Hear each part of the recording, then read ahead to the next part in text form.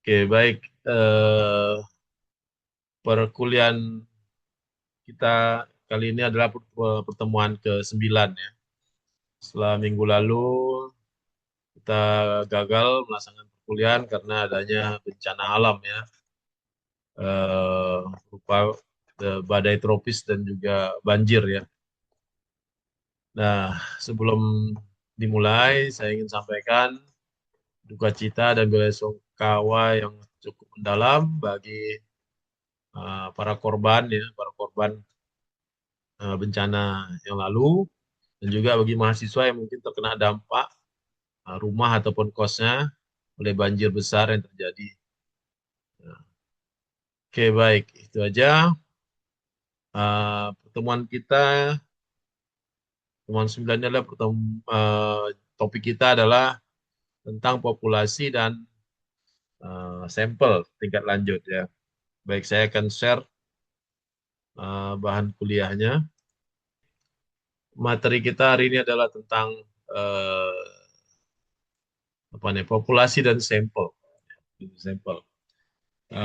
Materi ini sangat penting di dalam eh, analisis statistik ya, dan probabilitas, sebab pemahaman tentang populasi dan sampel yang benar itu akan menghasilkan analisis data yang benar juga, ya, yang akurat, yang yang bisa menjadi representatif atau mewakili dari sampel atau dari populasi ya.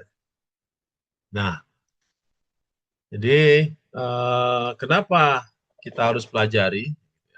Itu pertanyaannya. Kenapa harus dipelajari? Itu karena eh, dalam prakteknya, dalam faktanya, data itu selalu mengalami variasi. Ya, kenapa? Karena saking kompleksnya data sehingga data itu bervariasi, ya, bervariasi. Jarang ada data yang seragam, ya, jarang ya. Nah, walaupun dia sudah dicetak dengan mal yang apa, yang presisi, tapi tetap aja ketika dicetak ada variasi walaupun bedanya 0,0 sekian milimeter misalnya. Tapi tetap ada variasi. Nah, oleh karena itu maka penting sekali kita memahami eh, bagaimana apa namanya, bagaimana meninjau atau mengamati atau menganalisis distribusi data yang dihasilkan oleh dalam populasi atau sampel tersebut. Nah, pengetahuan yang mendalam atau pengetahuan yang lengkap tentang populasi dan sampel ini akan menjadi landasan kuat bagi kalian untuk melanjutkan analisis ke statistik yang lebih kompleks ya, seperti uh, optimasi ya, uji hipotesis itu nanti minggu depan yang akan kita pelajari. Kemudian regresi, ANOVA nanti di akhir-akhir ya, di akhir-akhir.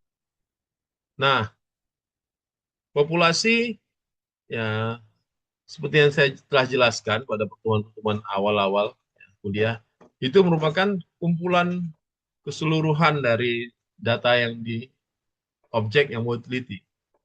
Nah, populasi adalah apa namanya, himpunan besar dari data sampel ya. Nah, di mana isi dari populasi tersebut masih beragam-ragam, masih diversity deh, masih beragam-ragam. Nah, maka untuk menentukan ya, untuk menentukan atau untuk yang menentukan suatu eh, tren tertentu ya, maka kita perlu pengambilan apa, sampel. Jadi sampel merupakan bagian dari populasi ya. Nah, populasi sendiri itu dibagi atas dua jenis, yaitu finite population dan infinite population. Nah, finite population atau populasi yang tertentu, ya, tertentu. Itu adalah populasi yang apa ya, besar tapi tertentu dia, tertentu dan tidak berubah lagi dia. Contoh, populasi yang besar itu misalnya mahasiswa, eh, seluruh mahasiswa Universitas Medan Area. Nah, itu merupakan populasi besar. Tapi dia mesti punya kekhususan yaitu mahasiswa UMA. Nah, lebih kecil lagi, nanti baru diambil sampel mahasiswa teknik mesin.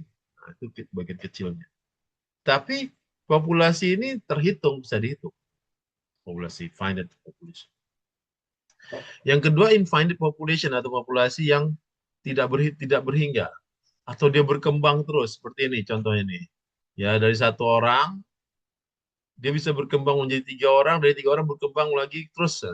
Seperti keturunan ya, seperti keturunan. Seperti Tarombo dia.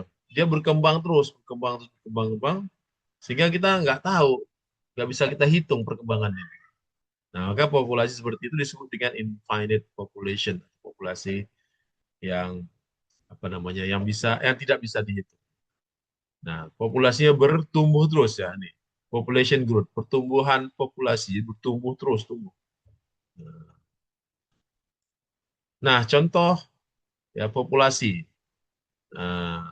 dalam pemesinan ya. Pada kasus komponen mesin, populasi yang berhingga atau yang terhitung finite population itu ada contohnya 150 buah bearing pada lini produksi tertentu. Jadi banyak, tapi masih masih berhingga.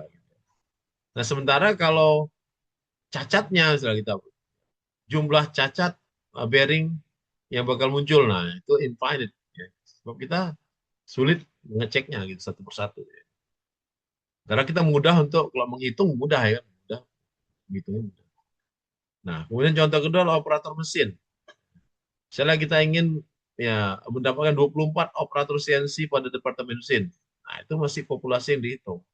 Tetapi kalau populasinya eh, meminta operator yang kerjanya potensial, nah ini dia agak sulit kita cari. Ya.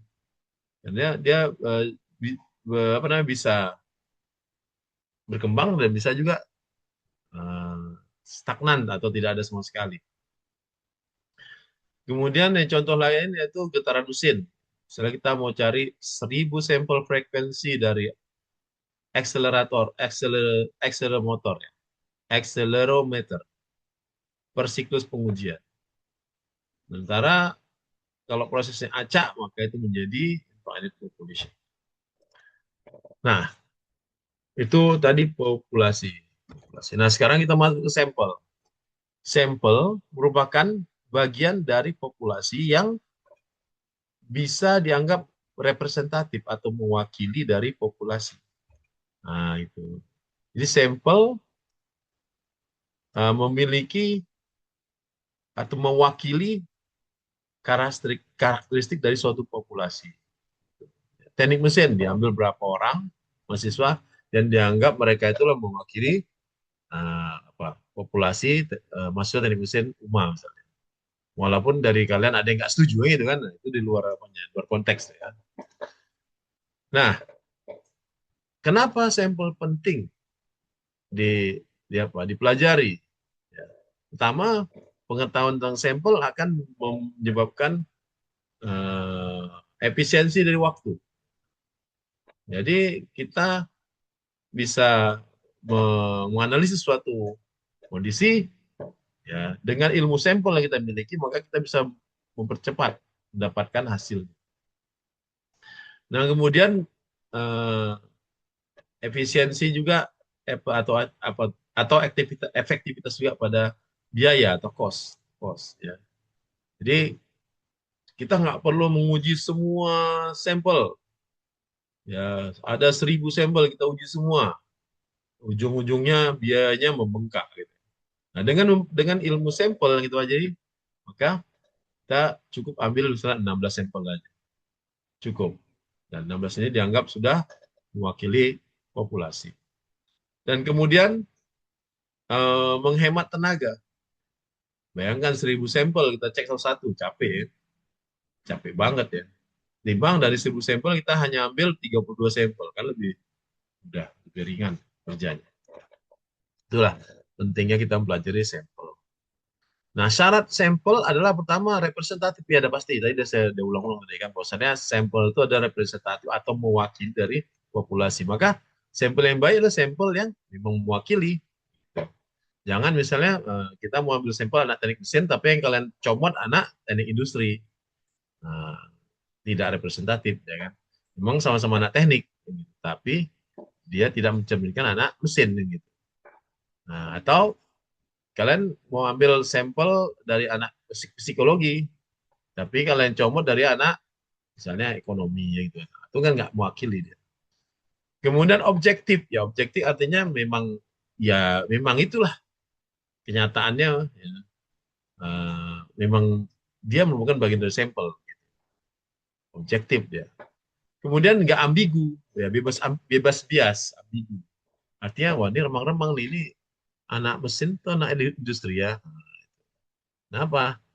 Karena ketika dibilang anak mesin, apa namanya, kok cewek ya kan gitu kan, dibilang anak industri, ternyata megang bubut, mesin bubutnya gitu. Itu kira-kira. Jadi syarat sampel yang baik adalah pertama mewakili sampel atau representatif, kemudian objektif artinya memang benar kenyataannya itulah mewakili dari sampel, dan kemudian nggak ada keraguan, bebas bias keraguan dalam. Nah, teknik penentuan jumlah sampel ini tergantung dari populasinya. Nah, jumlah populasinya besar berarti sampel juga besar, biasanya seperti itu. Ya, kalau populasi kecil berarti sampel juga nggak begitu banyak, kecil. Kemudian tingkat kepercayaan dari sampel tersebut. Kalau kita nggak percaya sampel itu, jangan pakai sampel itu, ganti sampel lain yang lebih percaya. Itu maksudnya. Kemudian margin error ini maksudnya adalah eh, batas batas-batas sampel ini memenuhi kualitas lah. Dan kemudian variasinya, dulu populasinya banyak, maka kita harus cari sampel yang banyak juga, gitu. Karena kita takutnya tidak mewakili dari populasi. Kita lanjut lagi adalah, nah, dalam dalam pengambilan sampel itu ada dua jenis teknik pengambilan.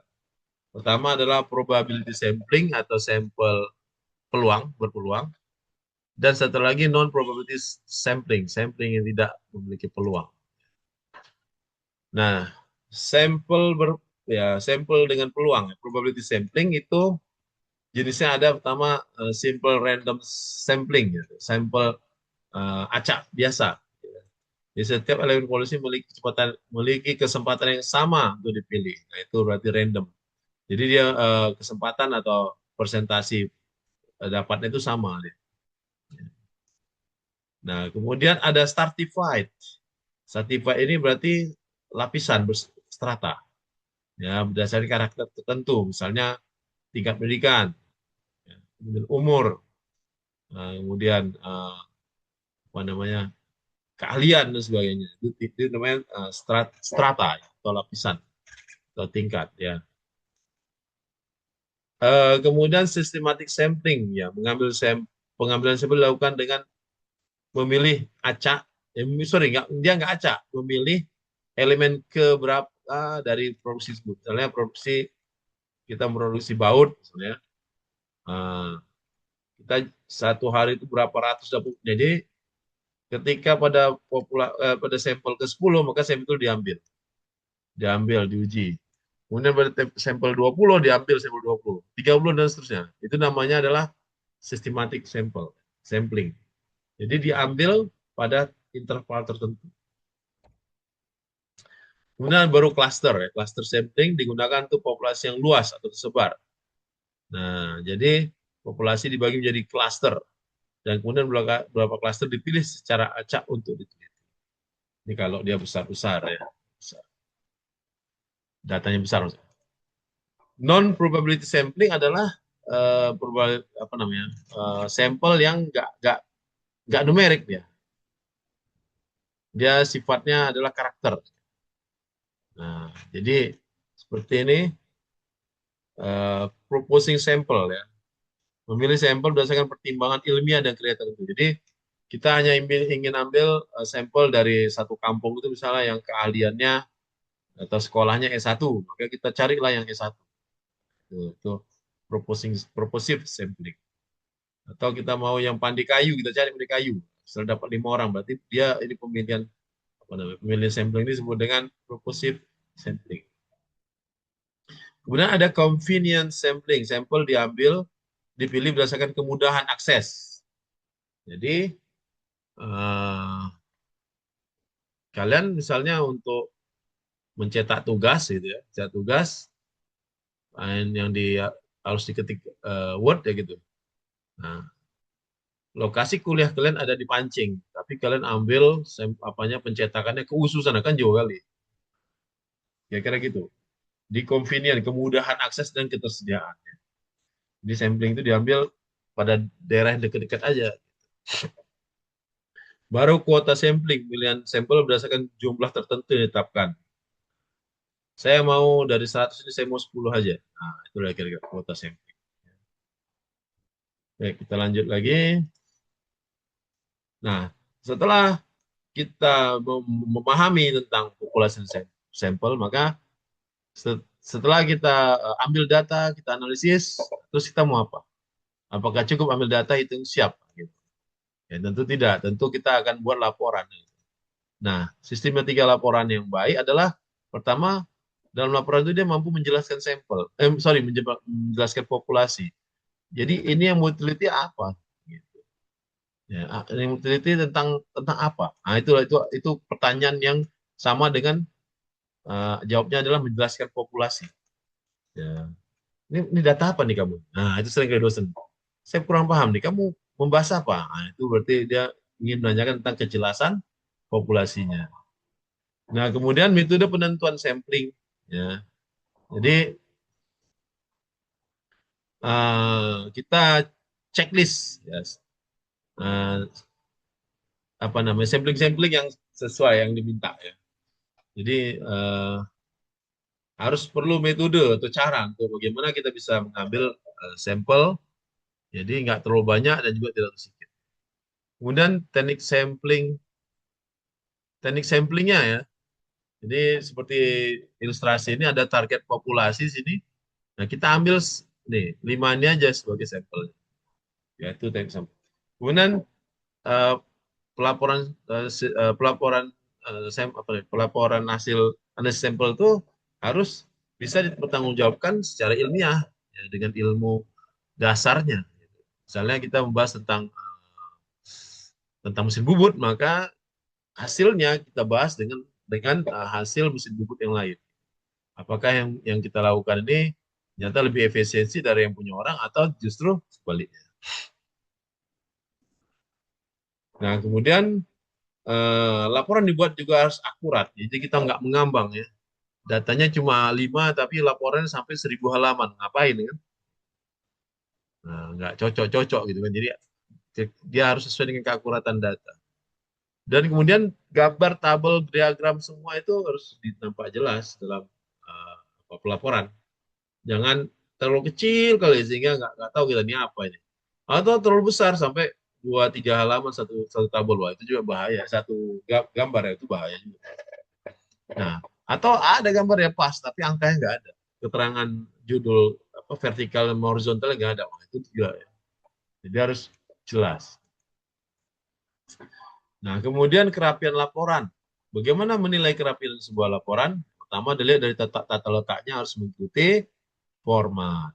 Format yang diberikan. Kalian buat tugas akhir tuh pasti ada format tugas akhir, template-nya. Itu harus kalian ikutin. Kalau kalian nggak ikutin, maka bolak-balik kalian akan dipanggil oleh administrasi, gitu. Administrasi fakultas. Pasti boleh suruh ganti, suruh ganti.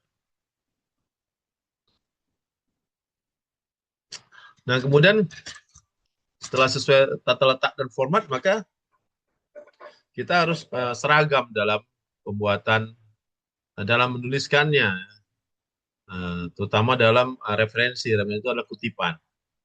Ya, kalau kutipannya pakai apa namanya, pakai angka, maka semuanya angka. Ada dia pakai angka. Atau pakai nama awal dan tahun, ada juga itu model apa ya. Kalau yang angka tadi biasanya model IEEE. Kalau yang nama nama depan aja, kemudian angka, nah itu, nama belakang, kemudian angka, angka tahun ya. Tahun itu berarti adalah model apa. Nah, seperti itu harus konsisten kalau kita gunakan angka, kita gunakan tahun. Dan baru sesuai dengan pedoman penulisan ilmiah berlaku itu sesuai dengan template tugas akhir itu jangan melenceng kalian, jangan kalian pakai file kakak kelas kalian. Kalian gunakan template, jangan kalian gunakan template yang punya anak mahasiswa anak tahun 2005 misalnya. Itu berantakan kali kan gitu. Jauh kali bedanya. Yang itu 2019 saya beda udah. Jadi tetap gunakan template yang terbaru yang ada di web UMA kalau yes. Nah, demikian juga di laporannya. Template harus sesuai dengan format yang berlaku ya. Dah, itu aja pembahasan kita hari ini tentang populasi dan sampling. Minggu depan di hari yang sama masih di Jumat kita akan masuk tentang distribusi distribusi sampling. Nah, itu nanti lumayan berat itu pembahasannya. Nah, karena nanti berhubungan dengan tabel-tabel ya.